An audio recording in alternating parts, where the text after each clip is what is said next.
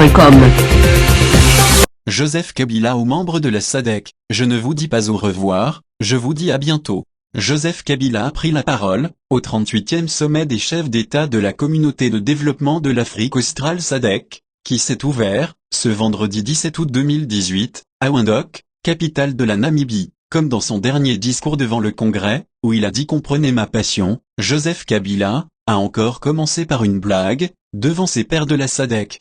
Je suis censé faire un discours d'adieu. Pourquoi un discours d'adieu? Est-ce que vous allez me manquer, ou je vais vous manquer? A-t-il plaisanté lors de son allocution? Je ne vous dis pas au revoir, je vous dis à bientôt. Nous allons continuer à aller de l'avant, avec les prochaines élections à la fin de cette année. Il est clair qu'en dehors de la démocratie et des élections, la stabilité économique et sécuritaire demeure nos préoccupations, a ajouté le président congolais. Joseph Kabila a clôturé son discours par quelques mots de remerciement. À mes collègues, merci de m'avoir aidé à rendre ma vie un peu facile. À tous les anciens chefs d'État de la SADC, dont certains sont dans la salle, merci de m'avoir partagé votre expérience pendant 17 ans, a-t-il dit. Les dirigeants de l'Union africaine, Moussa Faki et Paul Kagame, sont également présents à ces assises. Je salue ce pas qui a été franchi par ce grand pays de la sous-région, RDC, a dit Paul Kagame dans son discours. Joseph Kabila s'est rendu en Namibie avec une délégation composée de son directeur de cabinet, Néhémie Mouilania, du président de la CENI, Corneille Nangaa, de son potentiel successeur, Emmanuel Ramazani Shadary, et le ministre congolais des Affaires étrangères, Léonard Chioki-Tundu. Le sommet de la SADC va durer 3 jours. Plusieurs questions d'intérêt sous-régional seront au programme, notamment les crises qui minent certains pays membres, tels que la RDC. Vers l'invalidation de la candidature de Jean-Pierre Bemba, F. Bazeyiba dénonce un coup monté. À 8 jours de la publication de la liste provisoire des candidats à l'élection présidentielle du 23 décembre 2018, la secrétaire générale du Mouvement de libération du Congo, MLC, F. Bazeyiba, est montée au créneau pour dénoncer un complot ourdi contre le sénateur Jean-Pierre Bemba, afin d'écarter sa candidature à la magistrature suprême. F. Bazeyiba a cité le professeur Nyabirungu et Maître Kilolo, ancien avocat du sénateur Bemba au procès à la CPI, comme des acteurs sur qui le régime se focalise, pour asseoir ses argumentaires juridiques sur la prétendue inéligibilité de Jean-Pierre Bemba. Elle a indiqué que, le professeur Nyabirungu avait tenu dernièrement une conférence de presse à l'Hôtel Invest, pour faire croire que la candidature de Jean-Pierre Bemba était frappée d'irrecevabilité, pour cause de subornation des témoins à la CPI. Quant à Maître Kilolo, elle l'a tout simplement renvoyé à la règle de déontologie, qui stipule que, si tu as été avocat conseil d'un client, tu ne peux pas avoir un intérêt opposé à lui. La secrétaire du MLC a renchéri que la subornation a son champ d'application au sein de l'administration, tandis que la corruption se fait partout dans la société. Une façon pour elle de répondre au propre comme au figuré, au professeur Nyabirungu que l'article 10 de la loi électorale détermine les conditions pour être candidat, et, dans ladite loi, l'infraction de subornation de témoins ne figure nulle part. Tirant la sonnette d'alarme, elle a mis en garde le président de la centrale électorale, Corneille Nangaa, pour qu'il cesse de se laisser instrumentaliser par le régime, et lui a rappelé qu'il a dans ses attributions l'avenir de plus de 80 millions de Congolais. Elle a conclu que, le MLC a besoin de la justice et de l'équité dans la gestion des élections, sur lesquelles le peuple congolais fonde tous ses espoirs. L'occasion faisant le larron, elle a demandé aux confessions religieuses, sa composante d'origine, de lui tirer les oreilles pour qu'il cesse de participer aux réunions occultes avec le pouvoir. Sur la probabilité ou les souhaits pour des personnes malveillantes de l'invalidation, de l'irrecevabilité de sa candidature. Nous voudrions fixer l'opinion quant à ça. C'est vrai, il est condamné en première instance, mais ce n'est pas conformément à la loi électorale. Je voudrais d'abord dire ceci. La corruption et la subornation des témoins, la subornation, ce sont deux concepts différents. Corruption, subornation, deux concepts différents. Dans le lexique des termes juridiques, chaque concept a sa définition propre. Et ces concepts-là, en termes d'infraction, chaque infraction, que ce soit l'infraction de corruption, l'infraction de subornation, chaque infraction a sa propre disposition dans notre code pénal.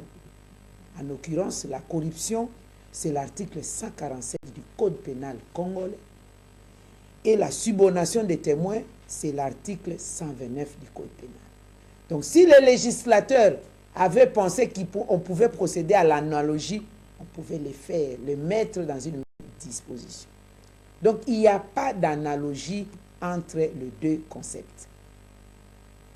Et à la Cour pénale internationale, l'infraction de subornation, c'est à l'article 70 ou 70.c.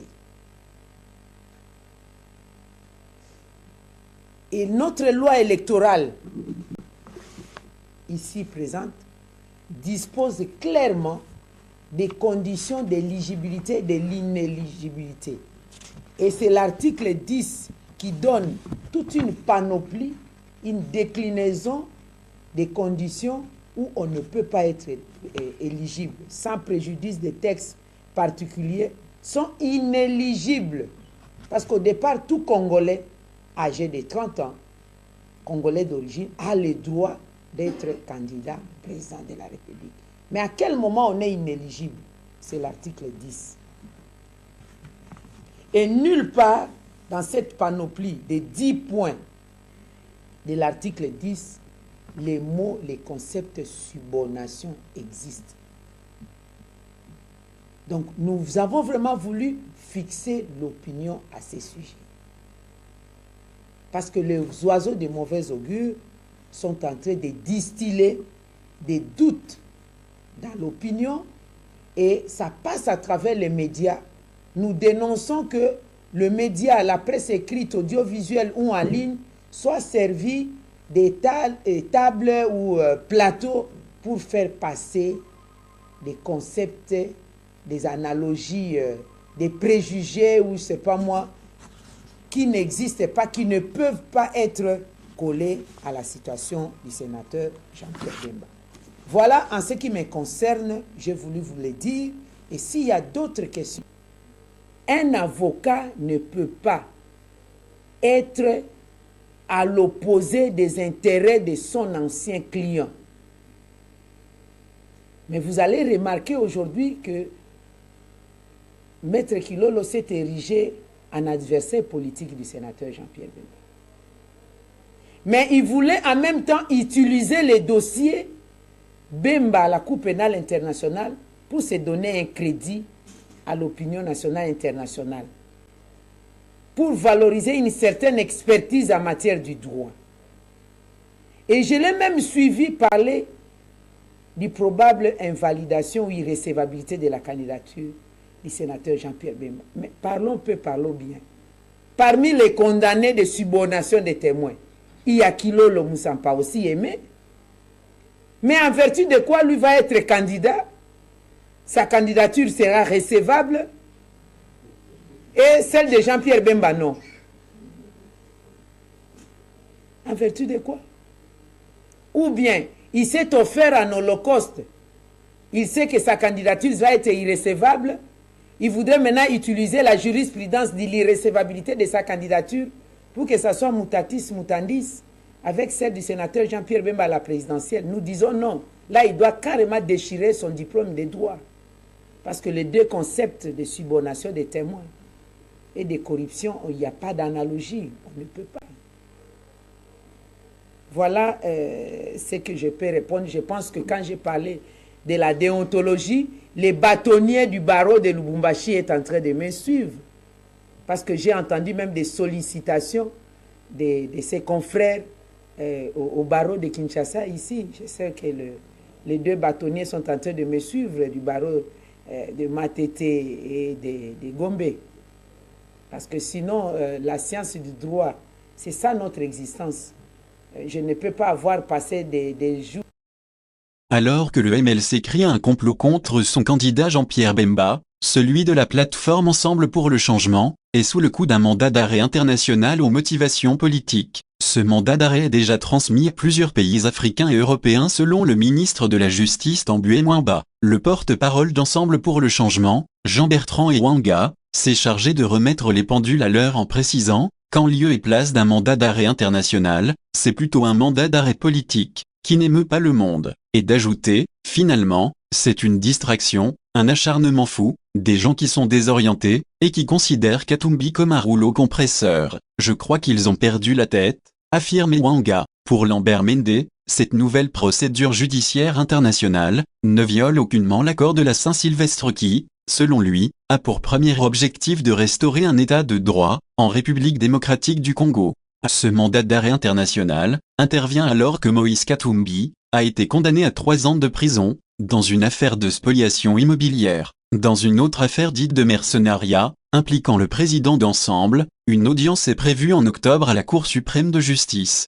L'avocat français de Moïse Katumbi, maître Éric Dupond-Moretti, a estimé jeudi que le mandat d'arrêt international lancé par la justice congolaise contre son client était une plaisanterie internationale qui ne va prospérer nulle part. C'est une parodie de justice, une plaisanterie internationale. L'ONU a demandé à l'État congolais de protéger Moïse Katumbi et de ne pas l'arrêter. Je ne sais pas où ce mandat d'arrêt va prospérer. On a tout fait pour lui éviter de participer au processus électoral démocratique pour une affaire immobilière bidon. L'avocat de l'ex-gouverneur du Katanga affirme que les 2 autres affaires pour lesquelles son client est poursuivi ne donnent pas lieu à l'émission d'un mandat d'arrêt. Une deuxième affaire est une affaire de mercenaires encore plus ridicule, et cette affaire fait l'objet d'une suspension, c'est-à-dire qu'il n'y a pas de décision définitive qui permettrait la délivrance d'un mandat d'arrêt. Dans la 3e affaire, on a raconté que Moïse Katumbi était italien. J'ai versé des documents qui démontrent que ce sont des faux manifestes qui avaient été produits. C'est une grande injustice. Tout est fait pour que Moïse Katumbi ne se présente pas à l'élection présidentielle, a renchéri Maître Dupond-Moretti.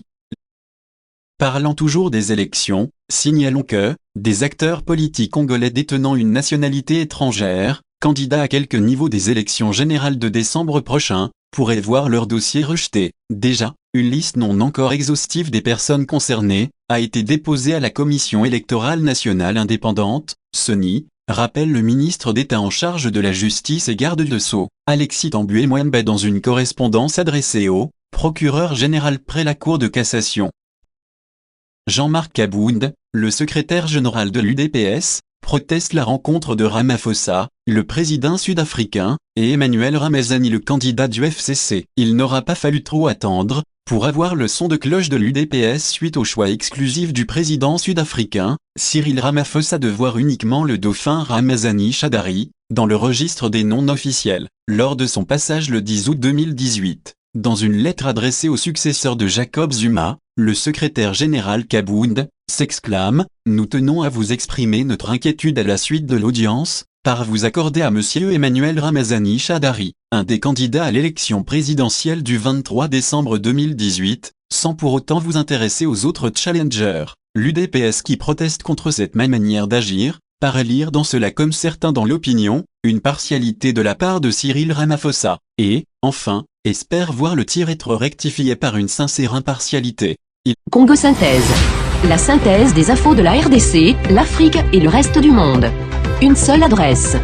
www.congosynthèse.com.